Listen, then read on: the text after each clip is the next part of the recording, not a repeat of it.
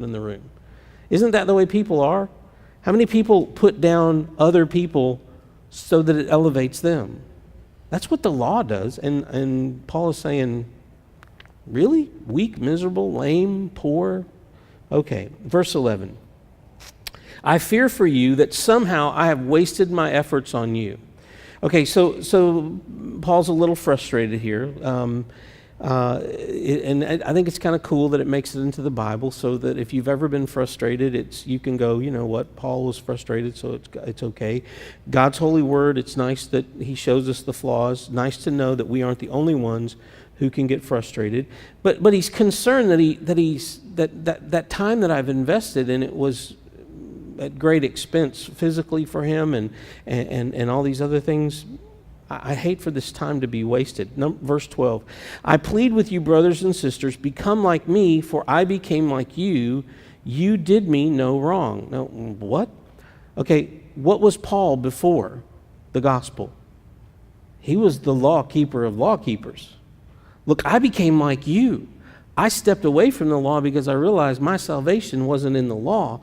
My salvation is in the one who completed the law, Jesus Christ. So I jumped on him, which meant I didn't have to carry all that stuff because I'm with him. He's done all the heavy lifting, so I'm with him now.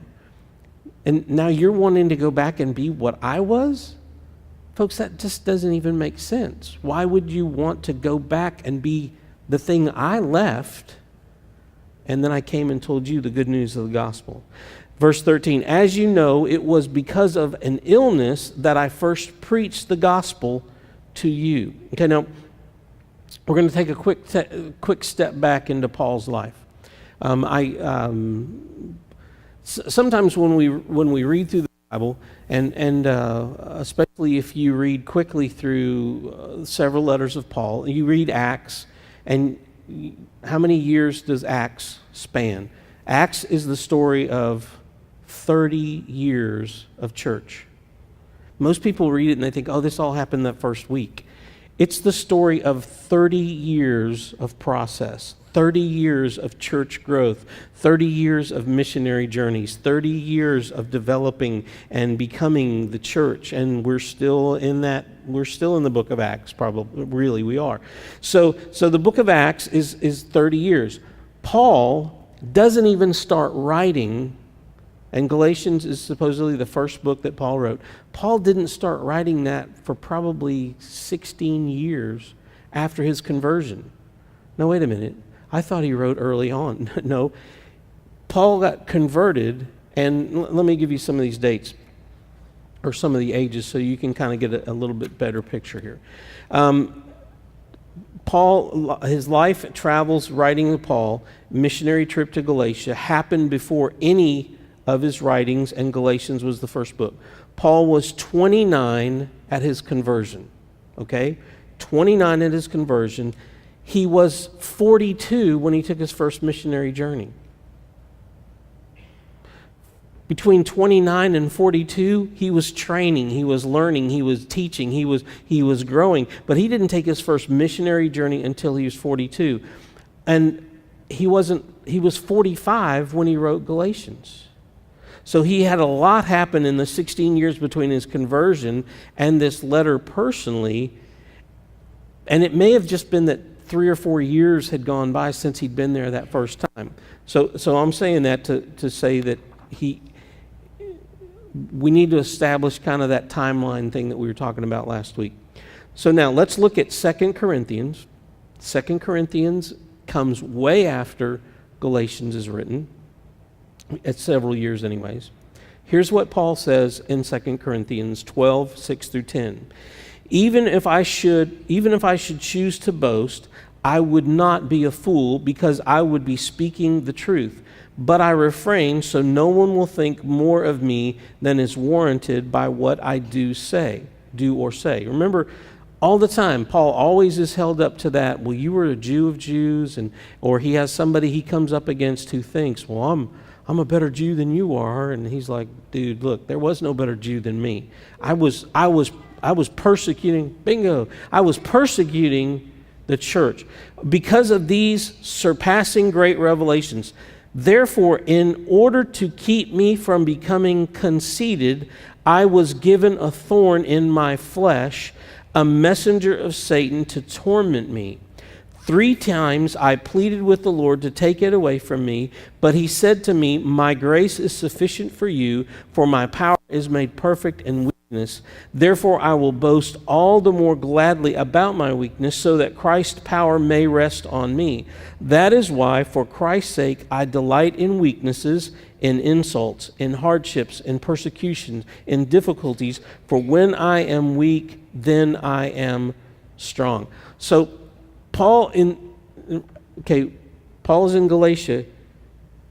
In the future, he's going to talk about this thorn in his flesh. What he's talking about right now with the Galatians happened in his past.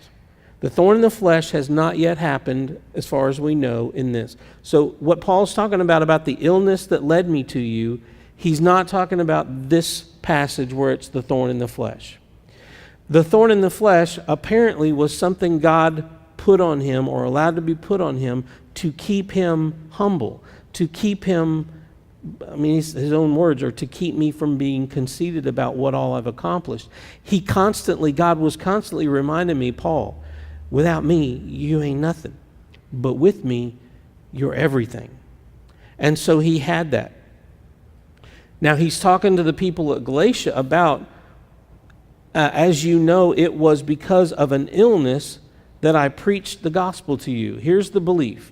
It is believed that at some point before that first missionary journey, for the first time he came to Galatia, that Paul contracted some form of malaria. And that this was a very, very typical thing. And one of the side effects of this particular type of malaria was that it affected your eyes. It made your eyes constantly run. And so because of that, you couldn't see. Because of that, because of that, you were all the time, it was a hard thing. So, and he talks about writing with such big letters and all this other stuff. So the belief is that he had this horrible condition with his eyes. And guess what the doctors told him to do?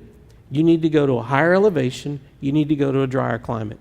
Sometimes we give that advice to people. Look, living in this environment is not good for you. You need to move somewhere else. Galatia was that place. Galatia was that place where if you had this particular condition, you would go from wherever you were to that area. And so what he's saying is, look, an illness came on me. That is the reason I came to you. Isn't it cool how God used my illness to bring me to a place where I could minister the gospel to you? And God does that. Every time the church is scattered, what do we see? We see growth wherever it's scattered. It wasn't that they thought, let's go over there and do this. It was usually because they were running from something that when they got there, well, since we're here, let's go ahead and spread the gospel. And that is exactly what Paul is saying there. As you know, because of an illness that I first preached the gospel to you. All right. So God can use anything to accomplish his purpose. If you're in a tough situation right now, if you're in a situation that just seems extremely harsh and you're thinking, God, I don't get it, why? It may be that he's allowed that to happen because it's put you in a place of ministry you would have never stumbled on otherwise. He has a plan, and sometimes his plan is to put us somewhere where we wouldn't have gone by ourselves. We wouldn't have volunteered. But while we're there, we can do some pretty amazing things. Verse 14, and even though my illness was a trial to you, you did not treat me with contempt or scorn. Instead, you welcomed me as if I were an angel of God, as if I were Christ Jesus himself. Now, some of your scriptures, instead of saying trial, it may say temptation. And you're kind of like, whatever. But what do we do when we see somebody who's sick? What do we do when we see somebody who is ill? Don't we usually let's get to the other side here. That person's wearing a mask or they're in a wheelchair or something like that. Are you normally drawn to them or like, oh, I just want to be close to the sick person? No, we normally are like, He said, look, I came there. I obviously had some sickness, and a lot of people would have just spit at me or kick dust at me or run away from me, but you embraced me. Now, why is he making this? Because he's fixing to say something. He's fixing to say the opposite to them. He's reminding them, do you remember when I came? An illness is what brought me to you. And I shared the gospel with you, and you accepted me. You didn't just accept me. You opened your arms to me like I was an angel from heaven. You opened your arms to me like I was Jesus Christ himself. That is how you accepted me when I came here. And now, verse 15, where then is your blessing of me now? I can testify that you could have, if you could have done so, you would have torn out your eye and given them to me. Remember, he was having an eye issue. And he's saying, what's happened? Obviously, there's been a change in the temperature of the crowd. Paul has gone from being this person who they love and revere. And look, you got bad eyes. Look, Paul, if we could give you our eyes, we would give you our eyes. If we could meet your need, we would meet your need. We love you so much and we honor you so much, we're just going to do whatever we can do to make your life better. And Paul's saying, okay, where did all that go? So what can we assume from that? They had turned on him. They were not happy with Paul because Paul had come in and said, hey, look, folks, remember the pure gospel. These people who've come in with the pretty bag, avoid them. Run from them. Don't fall for what they're trying to give you, because what they're trying to do is build up their church. They're trying to build up their reputation. They're trying to build up their wallet. All I'm trying to do is build up the kingdom of Christ in you. That's why I'm here. That's what I'm doing. And so he goes on to ask them about the friendship. So Paul is reminding them of their past kindnesses. Verse 16, have I now become your enemy by telling you the truth?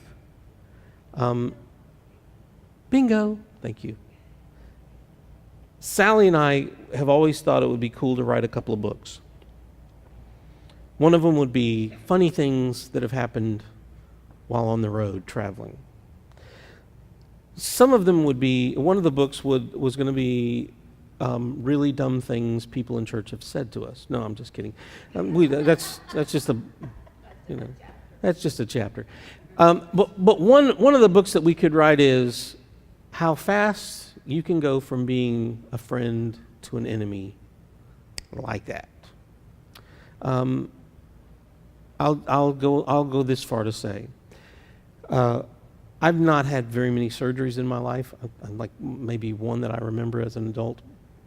I had elbow surgery, and I got home, and there was a lady who attended our church, and she was known for going to people who just had surgery and helping them clean their house. We found out why. Because she would look for your pain meds, and she would steal them from you. And when we realized that, and Sally was like, this is a friend of ours. We need to go to them. You need to go to her husband. I need to go to her. And can you guess how that ended? We're not there. It wasn't you stole my. It was like, it didn't go very well. And Paul is saying, look, I've come to you in kindness. I've come to you. I'm writing to you out of love. I'm not writing scolding you. I'm not writing you giving you a hard time. But it's like you think I'm your enemy. You think I'm against you.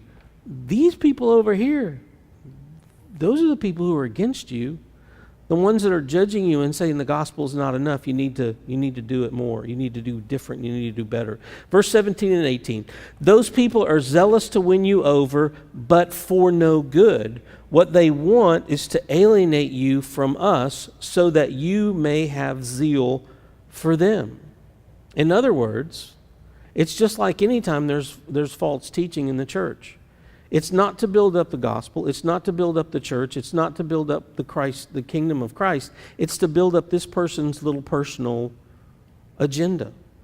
Look, I know the Bible says Jesus and Jesus only, but also you have to do A and B and C. And you go, well, that seems reasonable. A is in the Bible, B's in the Bible, C's in the Bible.